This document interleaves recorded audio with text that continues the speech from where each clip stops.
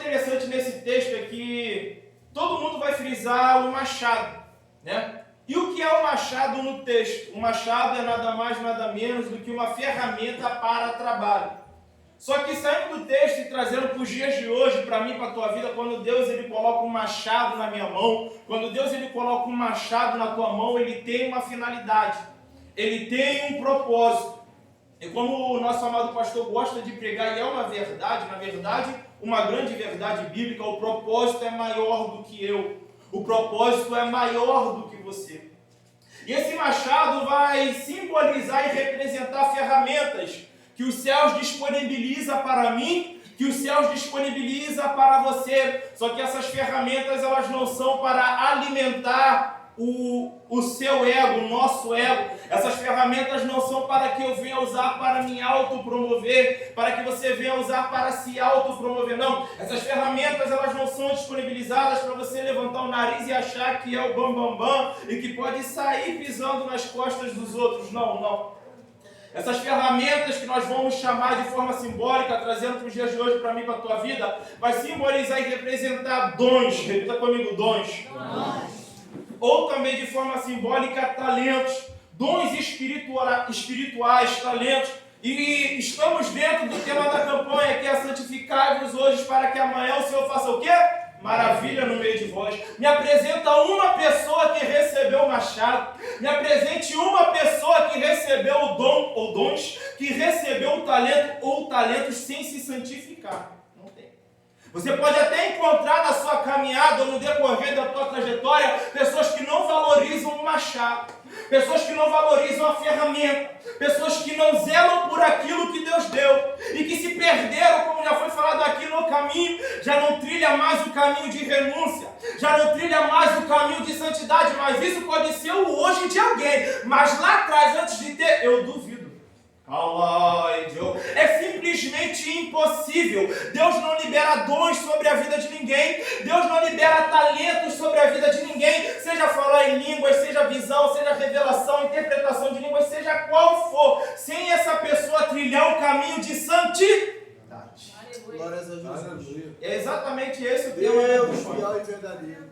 Irmão Cleiton, eu quero muito receber os dons espirituais da parte do Senhor. Comece a trilhar um caminho de santidade hoje. Aleluia. Cai, flow, irmão Cleiton, eu quero ser o diferencial na minha escola. Eu quero ser o diferencial no meu trabalho. Eu quero ser o diferencial dentro da minha casa. Eu quero ser o diferencial no bairro, no lugar onde eu moro. Comece a trilhar um caminho de santidade hoje. Glória a Deus. Porque de acordo com que você trilha o caminho da santidade, a sua visão ela começa a ampliar. Aquilo que outrora você não enxergava, você começa a enxergar. Aquilo que outrora você não conseguia entender, você começa a entender. Isso é bíblico. O que eu faço hoje tu não entende agora, mas tu entenderá depois. Você começa a tomar pancada, as coisas começam a virar tudo de cabeça para baixo, você simplesmente não entende nada, mas você está trilhando o caminho. E que caminho é esse? Repita comigo, santidade. Santidade. E aí você está plantando, você está semeando, e quando chega o momento de colher, as coisas começam a se ajeitar. As situações começam a se encaixar e se resolver de uma forma que você não começa a nem entender, porque tu olha para a tua realidade e diz, eu nem estou buscando tanto assim. Você olha para a tua realidade e diz, eu nem estou orando tanto assim. Você olha para a tua realidade e diz, eu nem estou me entregando tanto assim, mas é o que é isso? Você está colhendo aquilo que você plantou no meio do caminho. Está entendendo agora por que trilhar o caminho é tão importante? Cai, flows, glória a Deus. Independente da realidade que você está vivendo, nós não andamos por vista, mas nós caminhamos por fé. Então está tudo do avesso e fora do lugar, mas a gente continua trilhando o caminho de santidade. A nossa realidade, os nossos olhos estão olhando e está dizendo, não tem mais jeito, mas a nossa fé grita dentro de nós dizendo, uma palavra e Deus muda tudo isso. Aleluia. Glórias ao Eterno. Então, no versículo 1 e 2, se você quiser ler, quiser deixar sua Bíblia aí em 2 Reis, capítulo 6, aberta. Se você ler o versículo 1 e 2, versículo 1 e 2, nós vamos perceber que eles estão reunidos, unidos, disposto a soar em prol de um propósito maior. E qual é a proposta? Construir um lugar maior. Em outras palavras, ampliar o lugar. E aqui já fica a primeira revelação da parte de Deus, não só para mim, para a tua vida, mas para o ministério do Rei Jesus. Não é segundo a minha palavra, mas é segundo esta palavra. Deus vai ampliar o ministério da igreja do Rei Jesus. Eu vou repetir para você ter outra oportunidade de dar um glória melhor do que esse.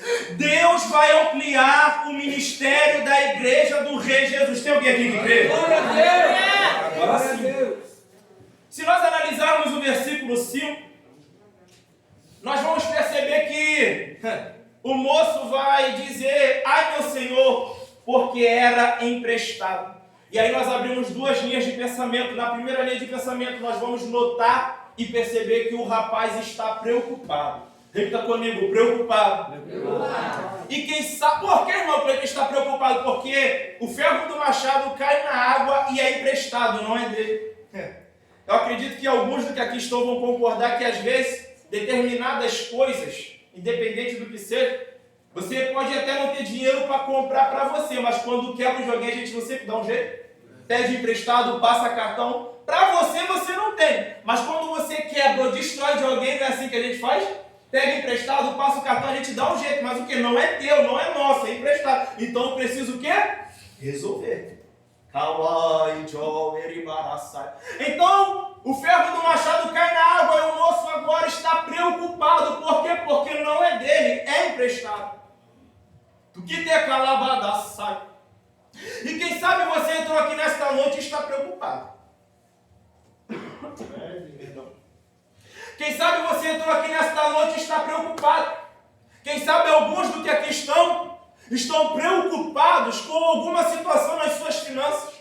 Outras do que aqui estão preocupadas com alguma situação na sua vida emocional ou no seu casamento. Quem sabe tu chegou aqui hoje e está preocupado com alguma situação na tua saúde ou na saúde de alguém que você ama. Eu não sei, mas aquele que te escolheu e te chamou, ele sabe. E o que ele diz para nós nesta noite? Salmo 46, 10. Aquietai-vos e sabei que eu sou Deus. Serei exaltado nas nações e serei exaltado sobre a terra. Aleluia. Mas irmão Cleiton, eu estou muito preocupado. Aqui que a Bíblia diz: lance sobre ele as suas ansiedades e inquietações, porque ele tem cuidado de Deus fiel e verdadeiro. Olha para quem está do teu lado e diz para ela: calma. Agora olha para ela e fala com autoridade: Deus está cuidando. Deus está cuidando. Para ponto que pegou calabadaçai. Aleluia. Segunda linha de pensamento. O rapaz, ele vai dizer, ele vai clamar: ai meu Senhor, porque era emprestado. O que é isso? Em outras palavras, ele gritou por socorro. Repita comigo: socorro. Socorro. E quem sabe nessa noite por fora, aparentemente você está bem, mas o seu coração e a sua alma está gritando e implorando por socorro. E o que o Senhor vai falar para mim e para você em cima dessa palavra? Deus é o nosso refúgio e fortaleza. Salmo 46 ainda. Socorro bem presente na hora da angústia. Glória a Deus. E qual é a palavra profética para mim e para a tua vida? O socorro está chegando. Glória a Deus. Versículos 6 e 7. Vai nos abrir duas linhas de pensamento. Olha para cá. Primeira linha de pensamento. Vão perguntar ao moço aonde caiu. E ele vai mostrar de forma exata aonde o ferro do machado caiu. Ou seja, mostrou exatamente o lugar que havia caído o ferro do machado. Repita comigo: caído. Caído. Olhe para cá. Aí você vai olhar para mim e vai perguntar: mas o que é isso, irmão Cleiton? Eu não sei você, mas para mim isso se chama caráter. Quando o rapaz aponta exatamente aonde o ferro do machado caiu, ele poderia tentar ocultar, ele poderia mentir, mas ele diz exatamente, ele clama: ai meu Senhor, porque era emprestado. Vou perguntar a ele: aonde caiu? Ele vai lá e amostra de forma exata: ó, foi aqui. O que é isso? Eu vejo um rapaz cujo caráter Deus trabalhou. Rememante o calabrando o raio. Por que, irmão? Porque ele assumiu as responsabilidades do que fez. Olhe para cá, eu sei que é ruim de dar glória, mas essa palavra gera cura no meio do interior. Quer ser um jovem a qual cujo caráter Deus trabalhou? Quer ser um rapaz cujo caráter Deus trabalhou? Quer ser um homem cujo caráter Deus trabalhou? Assuma as responsabilidades do que você faz. Quer ser uma jovem cujo caráter Deus trabalhou? Quer ser uma mulher cujo caráter Deus trabalhou? Assuma as responsabilidades do que você faz. Glória a Deus. Segunda linha de pensamento. Quando eles vão levantar o ferro do machado com uma madeira ou com uma vara, ele estava no mesmo lugar aonde havia caído. Por que, irmão Cleiton? Porque o ferro do machado tem um peso. Repita comigo, peso. E aí nós podemos fazer menção do tema da mensagem. O tema da mensagem nesta noite é os 7 pesos do ferro do machado.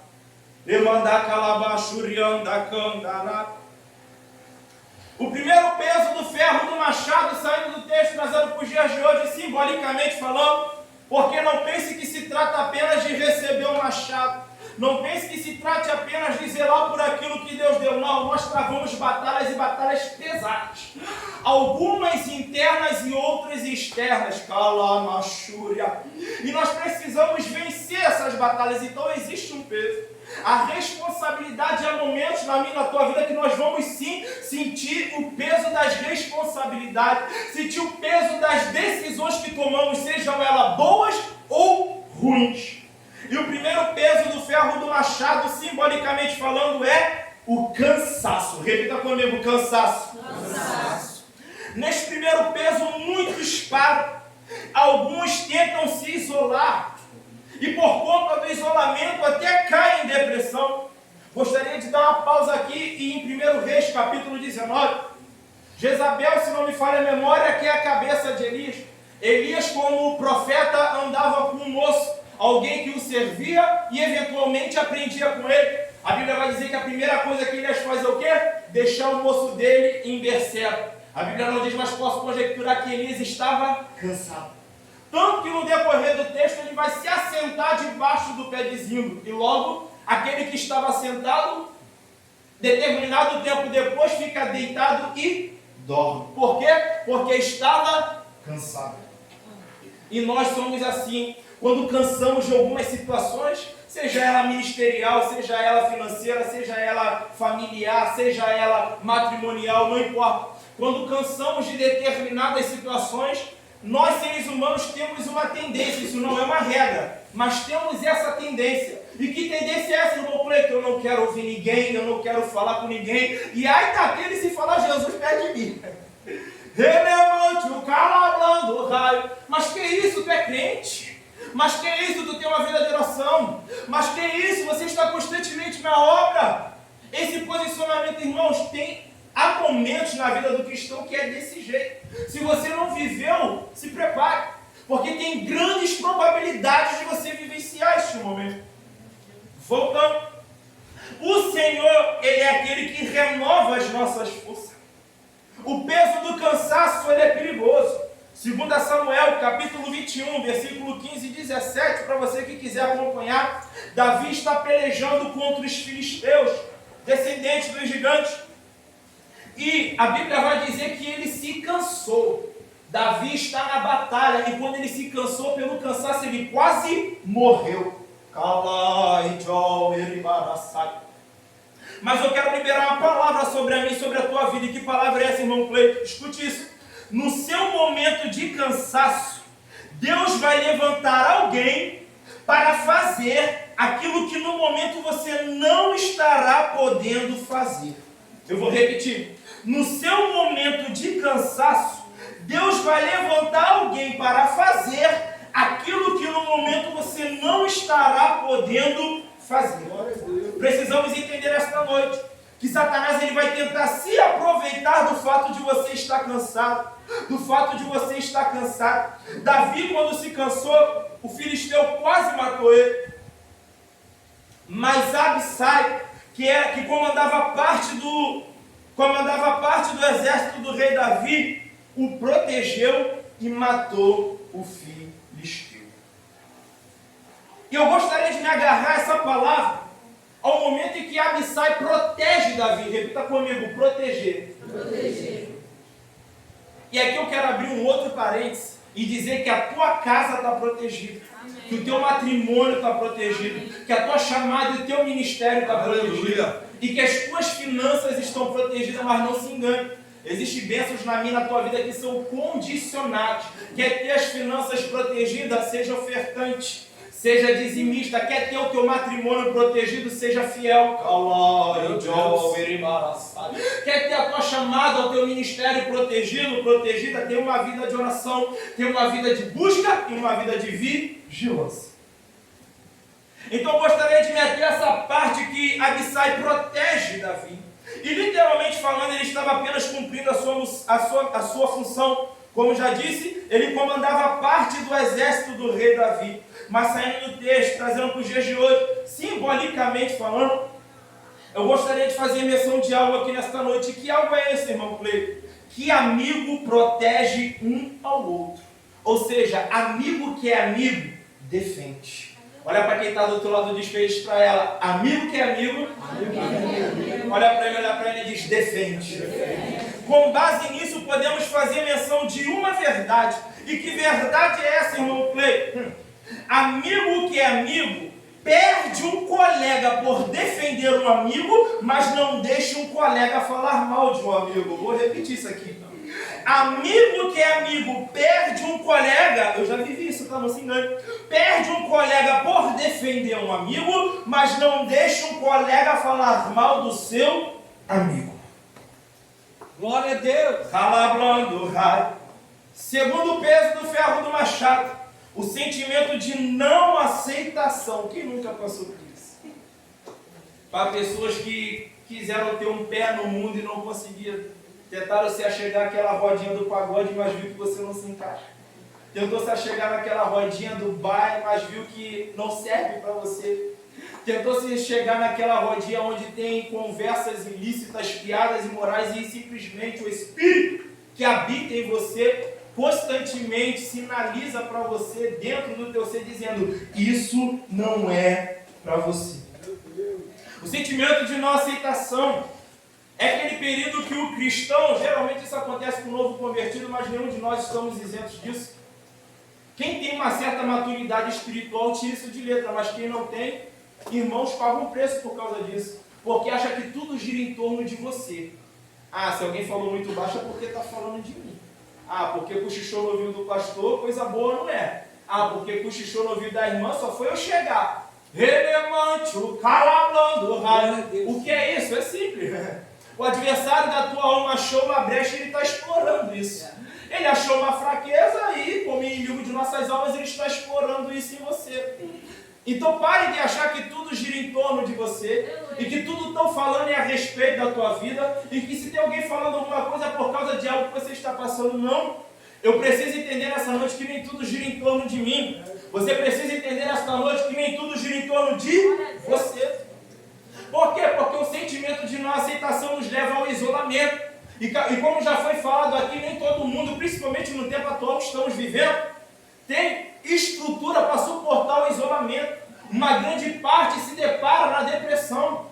Uma grande parte daqui a pouco está tentando contra a sua própria vida. Está desistindo de sonhos, desistindo de projetos. Por quê? Porque se isolou. Então esse peso do sentimento de não aceitação, precisamos entender que há lugares, que há pessoas que não vão te aceitar. Mas não é por causa de você, é por causa da luz que está em você. As trevas não têm pacto com a luz e a luz não tem pacto com as trevas. Então pare de viver a sua vida em função de aprovação humana, mas procura apresentar-te diante de Deus como um obreiro bem aprovado, que maneja bem a palavra da verdade e não tem do que se envergonhar. Terceiro peso do ferro do machado, a enfermidade. Este peso geralmente também paralisa a muitos. Quantas pessoas se entregam à enfermidade? Alguns desistem de lutar contra ela segundo a palavra de algum médico. Outros deixam de acreditar que Deus ele é poderoso para curar, que Ele é poderoso para fazer. Mas eu quero liberar uma palavra profética para mim e para a tua vida. Levanta a tua mão que isso é profético. Eu quero profetizar nesta noite que essa enfermidade não vai te matar. Essa enfermidade não vai parar a tua chamada. E se parou, foi só até o dia de hoje. Em nome de Jesus, essa doença não vai te impedir de fazer a obra. Essa doença não vai te impedir de crescer. Isso é profético. Essa doença não vai te impedir de dar frutos. E se você crê e recebe isso, glorifica o nome dele. Glória a Deus. Aleluia.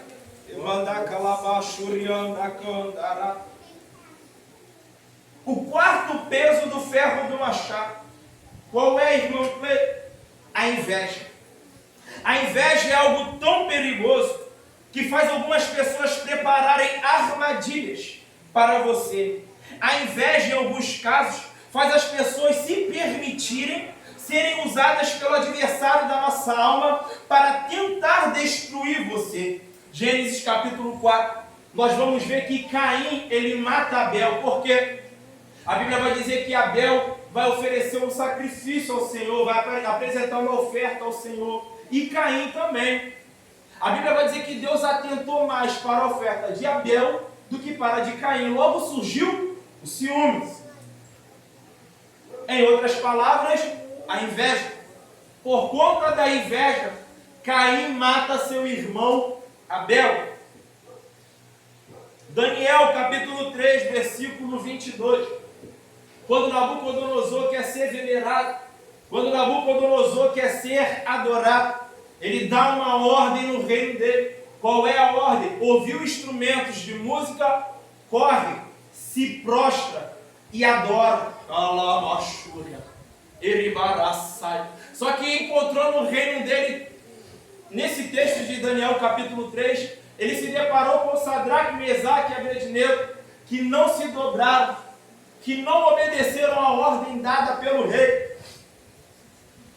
Todo mundo se prostrou, mas estes três não. A notícia chegou ao rei, e eu quero conjecturar nesta noite, que por inveja chegaram até o rei e falaram: existe três que não abrem mão de sua identidade. Existe três que não negocia princípios. Existe três que a ordem até foi dada, o nome até mudaram, mas eles não abrem mão daquilo que eles aprenderam em toda a sua trajetória. Glória a Deus. Lembra do que um homem sábio falou para Timóteo? Persevera naquilo que tu tens aprendido até hoje. Então, conjecturamos que por inveja foram até o rei e falaram a respeito de Sadraque, Mesaque e Abednego. E o que tem de especial, irmão Cleito, no versículo 22? No versículo 22, a fornalha está acesa 7 vezes mais. Vão pegar Sadraque, Mesaque e Abednego e vão jogar eles na fornalha. E com base nisso, podemos fazer menção de duas verdades. Por quê? Porque o fogo matou na hora aqueles que jogaram Sadraque, Mesaque e Abednego.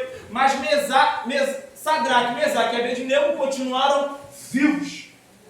Qual é a verdade, irmão Cleito? Primeira verdade: quem ousar te colocar no fogo para ver a tua morte ou a tua derrota, pelo fogo será consumido. Eu vou repetir. Primeira verdade: quem ousar te colocar no fogo para ver a tua morte ou a tua derrota, pelo fogo será consumido. Segunda verdade: o fogo matou quem jogou eles, mas não matou Sadraque, Mesaque e Abednego. Por que, irmão? Por causa da estrutura. Repita comigo: estrutura. Estão tentando te jogar no fogo através de uma coisa chamada calúnia, através de uma coisa chamada injúria, através de uma coisa chamada perseguição, através de uma coisa chamada fofoca, através de uma coisa chamada contenda. Mal sabe eles a estrutura que você tem. Estão tentando te jogar no fogo achando que vão te matar. Estão tentando te jogar no fogo achando que tu vai parar. Estão tentando te jogar no fogo achando que você vai desistir. Mas Deus, ele já derramou sobre a mim e sobre a tua vida estrutura. Quem sabe você entrou aqui pensando em parar. Quem sabe você entrou aqui pensando em desistir. Mas Deus está dizendo nesta noite: olhe lá para trás e veja que você já passou por coisa pior. Você já enfrentou coisa pior. Você já venceu situação pior do que essa que você está enfrentando hoje. Deus me trouxe aqui, Deus me deu essa oportunidade nessa noite para dizer para alguém aqui nesta noite: aguenta. Olha para quem está do teu lado, diz para ele, mas fala com autoridade: aguenta. Aí você vai olhar para mim e vai dizer: por que, irmão? Porque o quarto homem da fornalha está chegando. Eu vou repetir: o quarto homem da fornalha está chegando. O quarto homem da fornalha está chegando na tua vida financeira hoje. O quarto homem da fornalha está chegando na tua vida emocional. Está chegando no teu namoro, está chegando no teu casamento hoje. O quarto homem da fornalha está chegando na tua saúde. Está chegando na saúde daquele ente querido que tu tanto ama hoje. E se você crê que o quarto homem da fornalha está chegando, abre a tua boca e glorifica o nome de Deus.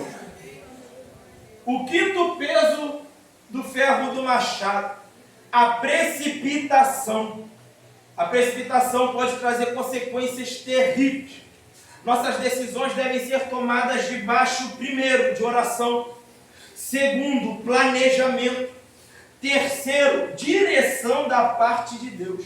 Eu vou repetir: nossas decisões devem ser tomadas debaixo, primeiro, de oração. Segundo, de planejamento. Terceiro, de direção dada da parte de Deus. Gênesis capítulo 16. Abraão se precipitou, ouviu a voz de sua mulher Sarai, entrou a sua serva, a sua escrava Agar.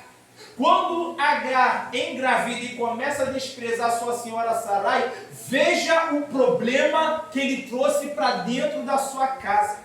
Veja a confusão e o problema que ele arrumou para dentro do seu lar. Por quê, irmão?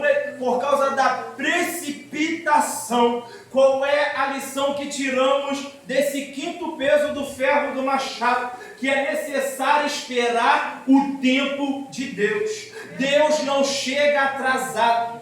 Nós cremos pela nossa fé que quando Sadraque, Mesaque e Abednego foram para a fornalha de fogo ardente, Deus foi junto com eles. Mas a Bíblia não diz o primeiro homem da fornalha. A Bíblia diz o quarto homem da fornalha. A Bíblia não diz fornalha acesa 5 vezes mais, 6 vezes mais, não, 7 vezes mais. Aonde tu quer chegar, irmão preto? Deus sempre vai provar a minha e a tua fé no limite. Ele vai liberar a palavra profética sobre a tua vida, vai deixar a tua realidade ir numa direção totalmente ao contrário daquilo que ele falou, vai provar o meu e o teu coração e vai querer saber se nós vamos andar por vista ou se nós vamos andar por fé. Aleluia. O que te calabadaçai? João capítulo 11. Jesus recebe a notícia. Poderia ter chegado antes de Lázaro morrer, poderia ter chegado na hora exata da morte, mas ele faz questão de chegar após a morte de Lázaro. Chegou atrasado? Não. Tinha um propósito. Jesus chegou na hora certa. Glória a Deus. Quem sabe você está vendo os dias, os meses, os anos passando, e aquela palavra que Deus liberou lá atrás ainda não aconteceu. E a Bíblia vai dizer que a espera, ela enfraquece o coração. É por isso que estamos aqui. Porque a palavra liberada através dos homens, das mulheres de Deus, vai fortalecendo os nossos corações e fortalecendo a nossa fé. Precisamos esperar o tempo de Deus. Ah, irmão Cleiton, o que diz respeito a chamado, o que diz respeito a ministério, precisamos esperar o tempo de Deus. Ah, irmão Cleiton, mas eu queria tanto namorar agora. Precisamos esperar o tempo de Deus. Ah, irmão Cleiton, mas eu queria tanto me casar agora. Precisamos esperar o tempo de Deus. Ah, mas irmão Cleiton, eu já estou há tanto tempo orando por esse projeto. Eu já conversei e já acertei as coisas com tanta gente. Lembra-te de Davi. Ouvi um homem muito sábio ministrar certa vez que antes de ir buscar a arca, ele pede conselho para todo mundo, mas não pede conselho a Deus. Ele reúne aqueles que estão sob o seu comando. Ele reúne os seus grandes. E ali eles acertam tudo, preparam tudo, arquitetam tudo e vão em busca desse projeto.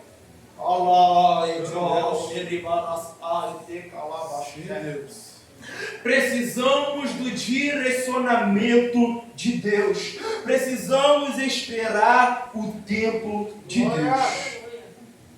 O sexto peso do ferro do machado. Esse é forte. Que peso é esse, irmão Cleiton? A verdade. Repita comigo, verdade. Verdade. Agora o negócio vai estreitar. Precisamos ter sobre os nossos ombros o peso da verdade. Como, irmão Cleiton já disse, assumindo as responsabilidades dos nossos erros, seja com esposa, seja com marido, seja com liderança, seja com família, seja com pais, seja com filhos, mediante uma geração que está acostumada a dar jeitinho, mediante uma geração que não confessa, mediante uma geração que não entra em disciplina, mas que continua fazendo a obra de Deus estando em pecado. Deixa eu abrir um parênteses. Eu sei que essa não é uma realidade da nossa igreja e glória a Deus por isso, mas infelizmente é a realidade de muitas igrejas aí fora. Com base nisso, podemos fazer menção de uma verdade. E que verdade é essa, irmão Cleiton? O peso da verdade quebra a mentira. Você pode repetir isso comigo? Repete comigo bem forte. O peso. O peso. Repete comigo. Da verdade. Da verdade. Repete comigo. Quebra. Quebra. Repete comigo. A mentira. A mentira. Você precisa entender essa noite que a verdade vai tirar muita gente da tua vida. Principalmente quem escolheu trilhar um caminho de justiça. Principalmente quem escolheu não ter nada com Deus. Mas você precisa entender que o peso da verdade também vai trazer muita gente boa. O peso da verdade sobre a tua vida também vai trazer muita gente de Deus. Precisamos caminhar com o peso da verdade. O sexto peso do ferro do machado é a verdade. Vamos falar um pouquinho da realidade de como é aí fora. Nós vivemos tempos difíceis. Satanás ele tem investido pesado contra jovens e contra famílias. Aí você vê a dificuldade de você ver um jovem firme na presença do Senhor. Nós vemos a dificuldade de ver casais alicerçados no Senhor. Virou comum, virou normal ter 2, 3, 4, 5 casamentos. Está difícil se levantar uma geração que lute por suas alianças, que lute pelo seu casamento, pelo seu matrimônio. Estão entregando de bandeja. Qual é a realidade aí fora, irmão Preto? Eu preciso falar isso porque faz parte da mensagem.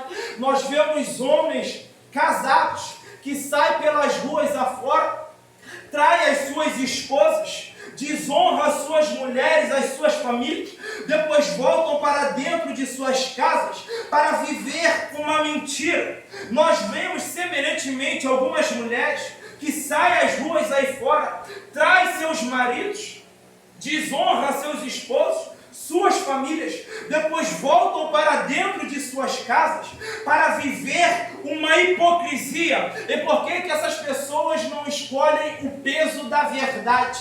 É simples, é porque elas sabem que nós, na condição de seres humanos, temos dificuldade no quesito perdoar. Repita comigo, perdoar. Perdoar. Sabendo disso, preferem viver uma mentira. Sabendo disso, preferem viver uma hipocrisia. Olhe para cá, você que gosta de fechar os olhos para ficar no mistério, por gentileza. Vamos conjecturar uma balança nesta noite.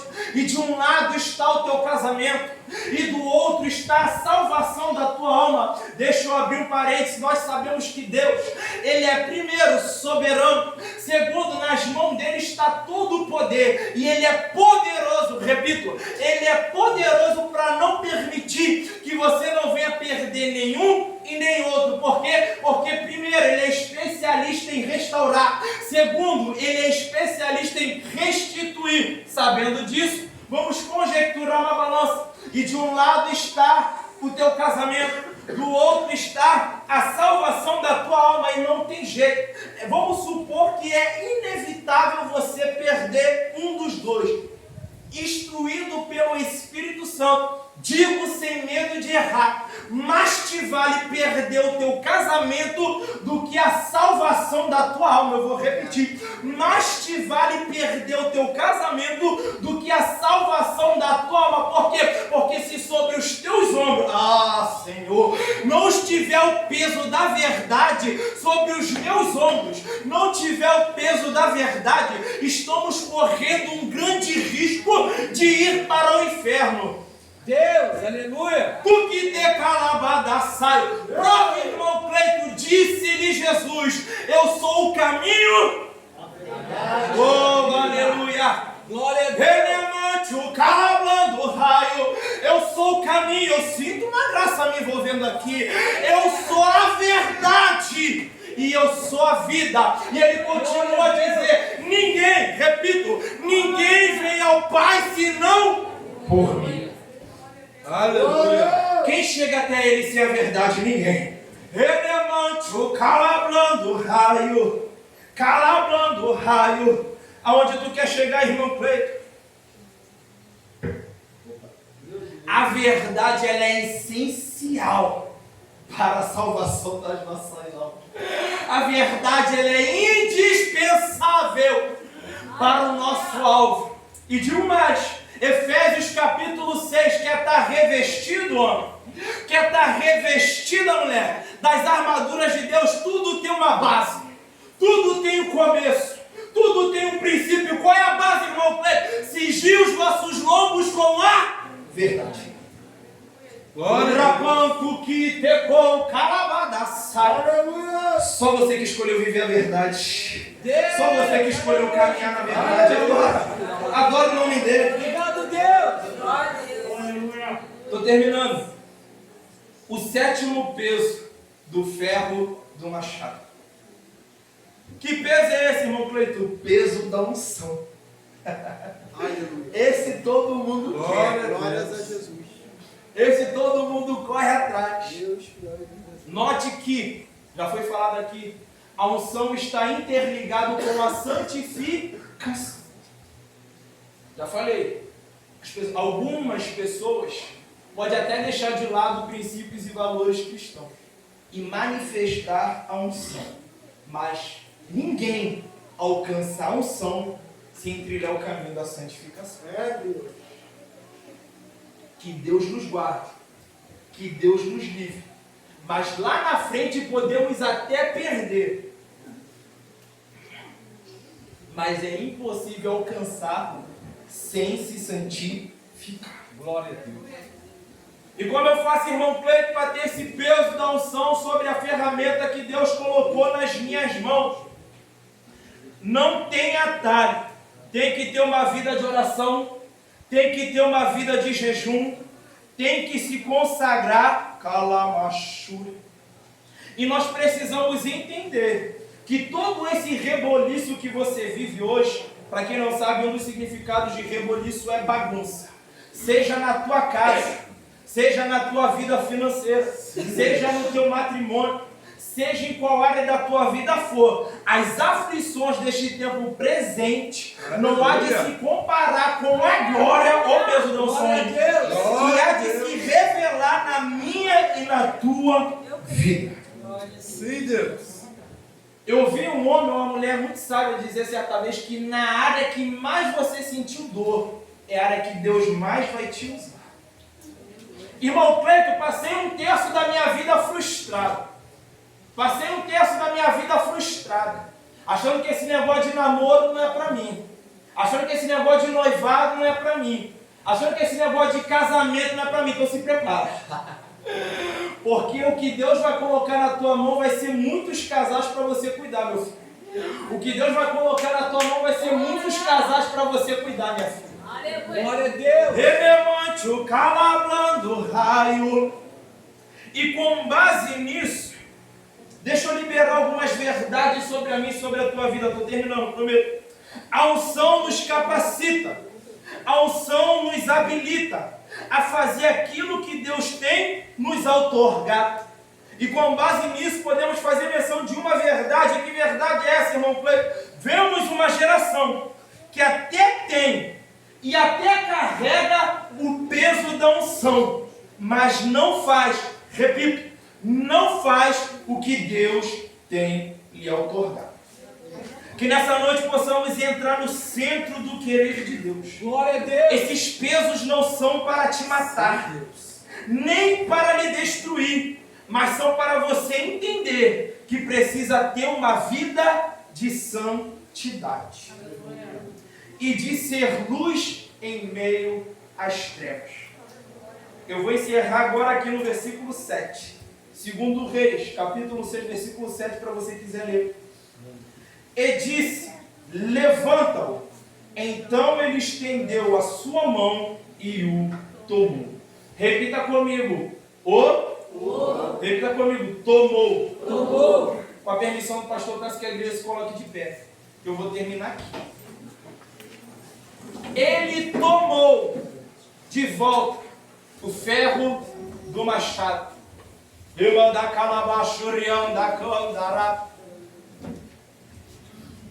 Eu não sei o que você perdeu,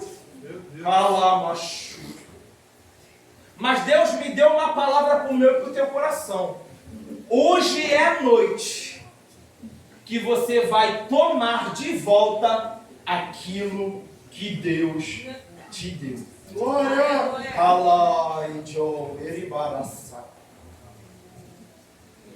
Hoje é a noite a qual o Senhor escolheu. Eu não sei quais são os teus sonhos, eu vou encerrar aqui. Eu não sei quais são os seus projetos. Alguns do que aqui estão sonham com a casa própria. Outros sonham com um carro. Outros sonham em concluir a obra de uma casa. Outros sonham com um casamento. Mas hoje você vai tomar de volta aquilo que Deus te deu. Aleluia. Por quê, irmão? Porque se você esperar Satanás te devolver, você vai esperar sentada. Porque se você esperar Satanás te devolver, você vai calar a machura. Vai partir para agora e ele não vai devolver o que pegou de você. Meu Deus. Tu que te calabadaça. Nós vamos encerrar essa pregação. Já vou deixar os músicos dar lugar, me dá só mais 3 minutos. Nós vamos terminar essa pregação com uma oração. Mas essa oração é um ato profético dado pelo próprio Deus para mim e para a tua vida. E eu não tenho dúvidas que através desse ato profético, resultados de exames vão mudar. Pessoas podem ser curadas aqui agora, mas também vão ser curadas gradativamente. Pessoas vão manifestar dons espirituais que há muito tempo, não fala em línguas, há muito tempo não entrega uma revelação, há muito tempo não entrega uma profecia. Olha para quem está do teu lado, diz para ela, é hoje. É uma oração seguida de um ato profético. A igreja vai repetir, mas você vai gritar para Satanás correr bem alto. Você só vai parar de repetir o que eu vou falar aqui quando eu disser amém. Quem entendeu, diga glória a Deus. Eu vou repetir, você só vai parar de repetir o que eu vou falar aqui quando eu disser amém. Quem entendeu, diga glória a Deus. Se for fraco, eu vou mandar repetir. Repete comigo aqui, ó. Eu, como filho, de Deus, como de volta, tudo aquilo